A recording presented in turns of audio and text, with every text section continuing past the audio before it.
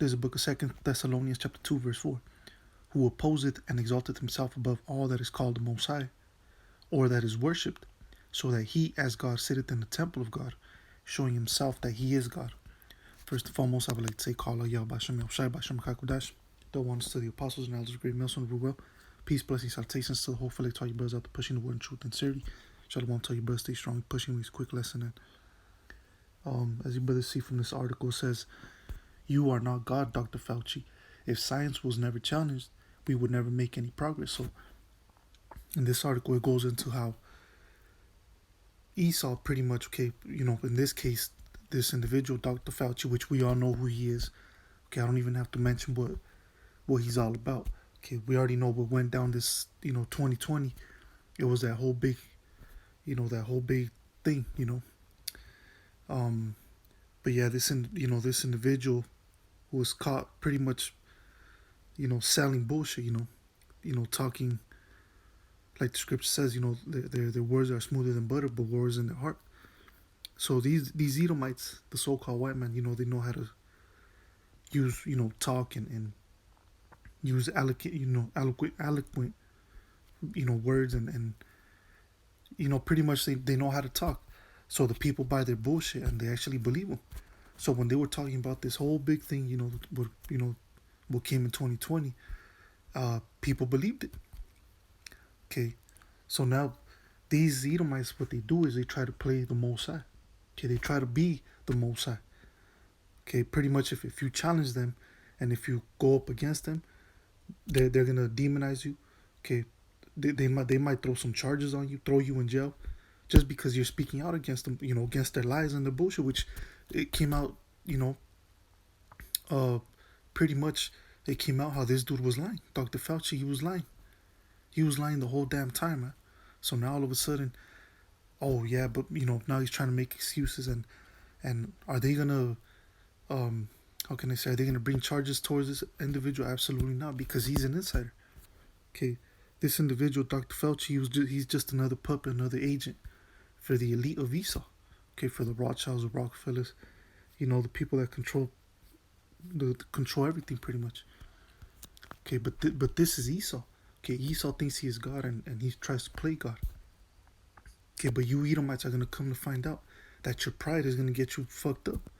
Okay, your pride is going to get you killed, pretty much, okay? But that's the beautiful part about it, man.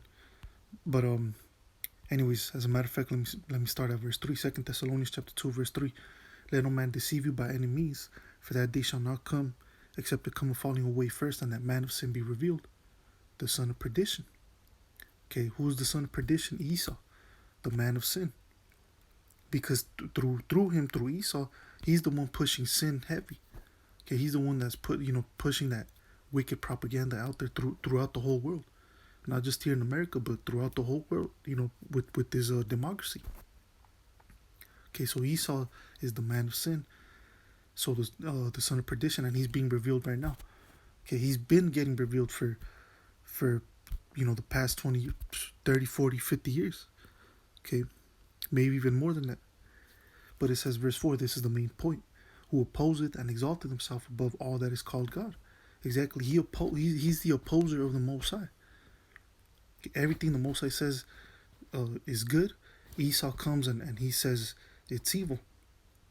Remember, like the scripture says in the book of Isaiah, they call evil good and good evil.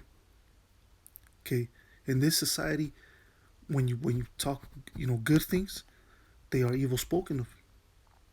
Okay, but the evil things are put in a pedestal. Okay, the evil things are given, the glory and to be evil in this society is a plus. Okay, to be wicked in this society is people look up to you. When you, and like the other scripture says, surely your turning of things upside down shall be esteemed as a potter's clay. So Esau turned everything upside down. Okay, but the Most High is coming back to correct everything the way it's supposed to be. Okay, everything back to righteousness. Okay, but it says, who opposes and exalts himself above all that is called God, or that is worshipped, so that he as God sitteth in the temple of God, showing himself that he is God. Exactly. So they try to play this part like, oh, you need to take this. I'm not even gonna say it. You gotta take this, so this, the monster from 2020 won't get you. So you see, and then they they stick you with that, and people get you get hurt more by taking that, that shit, than by actually not taking it at all. Okay, so Esau's here, trying to play God, but he's really fucking you up. He's really destroying you with everything he gives you. Different medicines and even the foods. All these foods that we eat today, they're all poison. They're not even a lot of things we eat. They're not even real food, man. And like the scripture says, there shall ye eat your what is it, your bread defiled amongst the Gentiles or something like that. Okay, so Esau has defiled the food system. The waters are corrupted. Nothing but poison and lead up in them. So everything we take, that's why we, our people, so-called Negroes, Latinos, Native American Indians, that's why our people are all fucked up. Okay, our people's bodies are deteriorating, at an alarming rate. Cancers and tumors and shit like that, diabetes, high blood pressures, because of the shit that Esau gives us, man. So, and Esau, this is all systematic because they want to get rid of us. They want to destroy us because they know who we are, and they know who they are. Okay, they know they're the Edomites, and they know we're the children of the Most High. We're the Israelites. Okay, but let me go ahead and get the book of Isaiah. Okay, Isaiah chapter 14, verse 13, and it says, "For thou hast said in thine heart, I will ascend into heaven, I will exalt my throne above the stars of the Most High." And this is another reason why Esau is prideful, because he feels like, oh, if I can go to space, then I could do anything. And that's why these devils are exploring space, like crazy. Okay, always on these space missions, trying to go to Mars, trying to go to the moon, which they never went to the moon first and foremost. Okay, that was all a facade by Esau. Look, Esau's the devil, the deceiver. Okay, so they never went to the moon, and all this talking about how, they have little, space robots out in Mars. Look, Esau he ain't close to getting to Mars, man. All that shit is just smoke and mirrors. Okay, but they do have space, shuttles around the Earth. Okay, different space stations and things like that. Okay, but since he did that, Esau feel he has that pride. Okay, that boosted his pride. It says, "I will also sit upon the mount of the congregation in the sides of the north." Exactly, and this talking about North America. Okay, North America, the USA. It says, "I will ascend above the heights of the clouds. I will be like the Most High." So Esau has that God complex. Since he's had this power for so long, he thinks he's never falling down. He thinks he's never going down.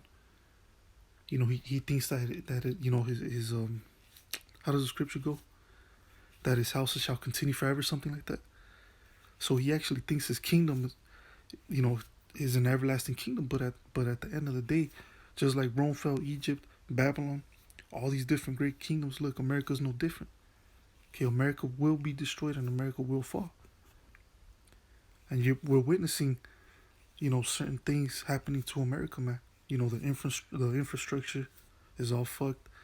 Um, the economy is crumbling. Inflation, hyperinflation, is through the roof. So everything about America is done. The military, nobody wants to join the military. The military spread out thin throughout different parts of the the world. So we are actually witnessing the end of Babylon the Great, which is known as America. But once again, I will ascend above the heights of the clouds. I will be like the Most High. Okay, it says, "Yet thou shalt be brought down to hell, to the sides of the pit." Exactly. So you Edomites, like I said, America's no different than Rome and Babylon. They all fell. They came and went. And you Edomites, your kingdom is no different. It says, they that see thee shall narrowly look upon thee and consider thee, saying, is this the man that made the earth to tremble, that did shake kingdoms? Exactly. So in the kingdom, the kingdom of heaven, the true everlasting kingdom of Yahweh Shem Yahushai, for our people, the Israelites. Um, Damn, I hate when that shit happens when you lose your train of thought. But it says, is this the man that made the earth to tremble, that did shake kingdoms? Exactly. So as I was gonna say, in the kingdom of heaven, we're gonna be looking at you, Edomites, like our children are gonna be looking at you like, is this, this red motherfucker right here, the one that was destroying everything, throwing us in prisons and trying to destroy us, kill us off, and giving us drugs and guns and starting gangs and shit like that. Is this that guy? Because he's gonna look pitiful, man. Right now, Esau, he's at the top of the top, the top of the food chain. So it's almost gonna be like a, how can I say, not weird, but it's gonna be kind of unfathomable, if that's even a word. It's gonna be kind of unbelievable. Like, damn, this Edomite, he had all the power, he had everything. He had different governments by the balls, and he was calling all the shots. He was a shot caller, and now look at him. He's in a pit somewhere. Stinking up the place and hairy and dirty, disgusting.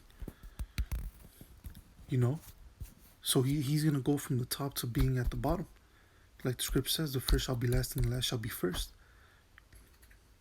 So even the other nations, they're gonna be looking at you, Edomites, like, damn, you went from riches to rags, okay, and us, we're gonna go from rags to riches.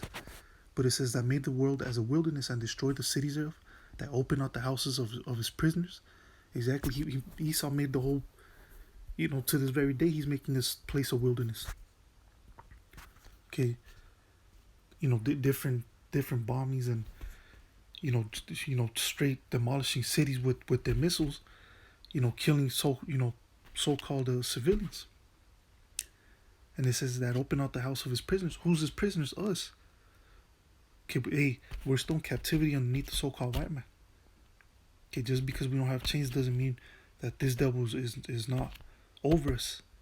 Okay, above us, calling all the shots. So is Esau gonna let us go? Absolutely not. Okay, we look, we could tell Esau, look, let us go, and the Most High might have mercy. Which, of course, look, the Most High is never gonna have mercy on you. And me personally, I don't want no mercy. I'm not. I wouldn't give an Edomite no mercy after all the wicked and evil shit that he did to us, our people. Okay, you devils got everything coming that you deserve. But just as an example, Esau is not gonna let us go. Okay, even though we might tell him, even like the scripture says in the whole parable of Lazarus and the rich man.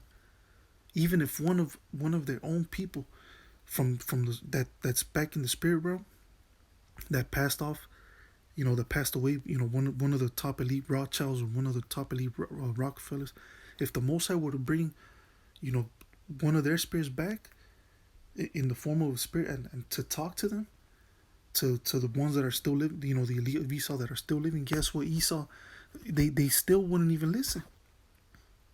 You remember, and Abraham told the rich man, look, they have the prophets, they have King David and the prophets. Okay, to speak to them. And who are the prophets today? Beginning with the Apostle Greg Nelson on down. Okay, telling you Edomites that, look, you're gonna pay for everything you did to his children. The scripture says, touch not the apple of his eye. Okay, and you Edomites definitely came against, against us. Okay, against Israel. So you devils are never gonna let us go, even if one of your own came in the spirit realm, in the spiritual form, to tell you, like, look, let these people go. You're Esau. If you don't do this, you're gonna be destroyed. You're gonna go into slavery. So on and so forth. Even if that uh um Edomite that came in spiritual form, who was once a part of the elite, you still wouldn't even listen.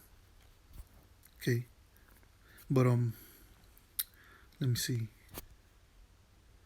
Okay, I'll just end it with this one.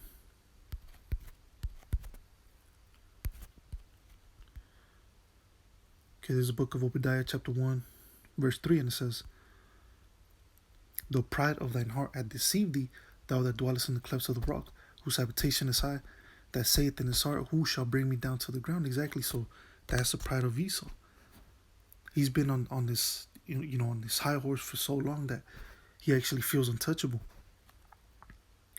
But look, you Edomites will be touched, even though you feel untouchable, even though you feel